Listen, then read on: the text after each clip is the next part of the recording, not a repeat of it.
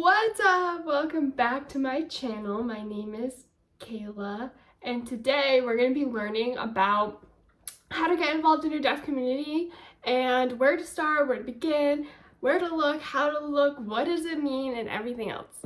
So, one of the biggest advices I have for people, I have a lot of viewers, so hi if you guys are these people, hi, who had onset like hearing loss, deaf, hard of hearing, but when they were a lot older. So 30s, 40s, even 20s.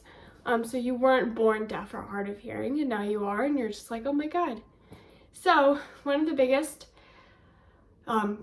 people that I feel like can have such an impact in connecting with others is your audiologist or your ENT, so ear, nose, and throat specialist. I went to them and they were able to connect me with my local group of other hard of hearing people, but your audiologist also might know of programs and local events that you can participate in.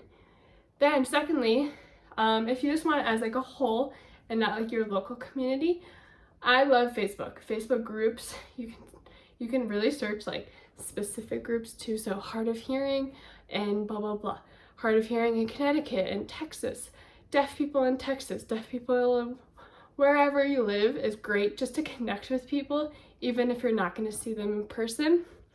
And then lastly, if you just Google deaf community near me or deaf resources or hard of hearing resources near me, they're going to give you a group. There's a lot of like a deaf like group of Connecticut of this, and you can always call them and say, hey, I'm looking to get involved. I want to know more people who are like me. What would you suggest? Sometimes there's support groups.